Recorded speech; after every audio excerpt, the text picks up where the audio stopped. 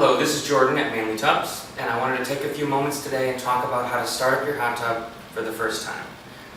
We always like our customers to try and start their units themselves after delivery. That way they know the proper procedures and how to do a drain and clean on their own.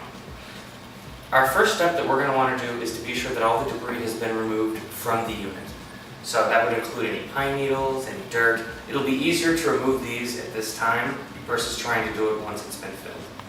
Once we're confident everything is clean and we don't have any additional debris in any seats or in the bottom, you'll want to be sure to locate your drain caps and properly install those.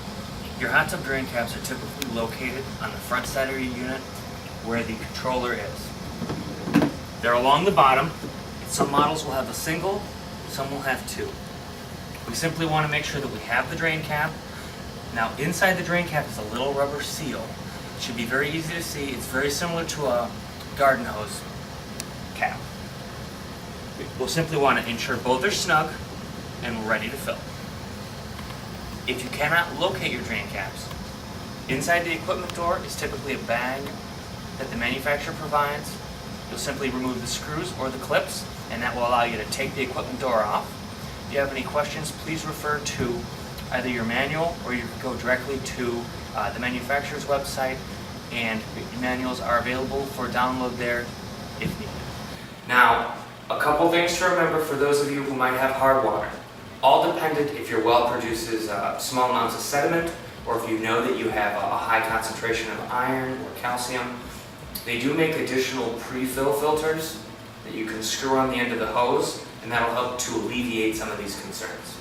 Now, Manly Tubs does sell those pre-fill filters. They're available in both our stores, or you can go right to our e-store. For some of you who have really bad water, you might want to consult a water treatment company. They might be able to have some additional higher strength units available. Once we have planned our fill, we will want to fill in the actual filter area, and we'll want to fill through our standpipe.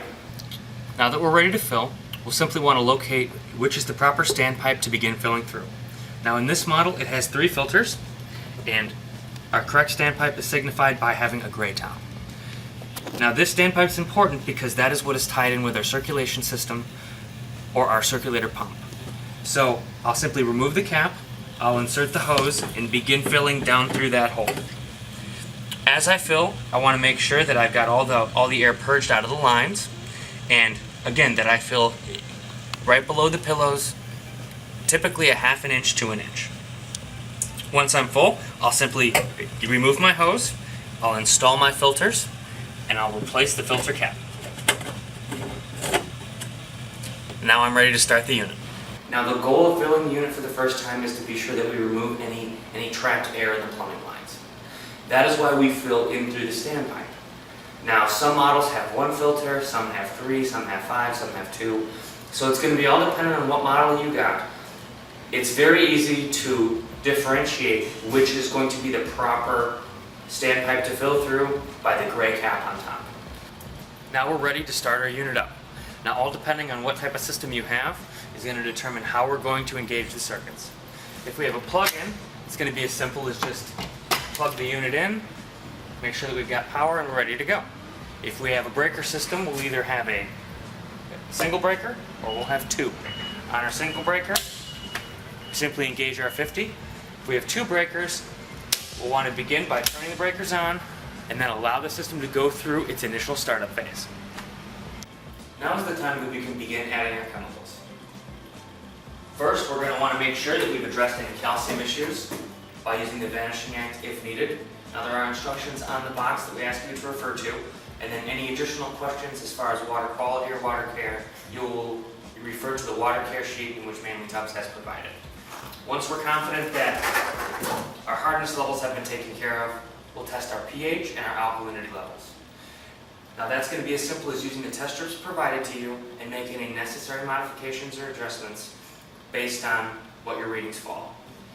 Now we're just going to wait for the unit to heat up to roughly 95 degrees, at which time we can begin adding our salt, if you've got a saltwater system, and or our chlorine if you've got a standardized chemical system.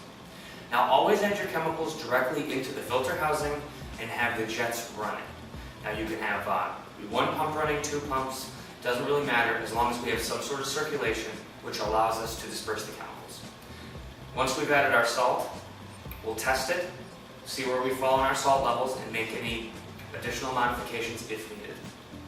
If you're adding your chlorine, you'll want to refer to your water care sheet and add the proper dose of chlorine and allow it to circulate. With any new tub, we recommend that you keep your sanitizer level around 5 parts per million for the first couple days. That way we ensure that we've properly sanitized our source water that we filled it with. Again, any questions that you have, please refer to the water care sheet in which Mainly Tubs has provided. Now, simply set your hot tub up to the usable temperature desired and you're ready to go. If any questions arise, you can always give us a call here at 207-883-6357, or you can go online and send us over an additional inquiry, or we have plenty of water care videos and troubleshooting tutorials online available as well.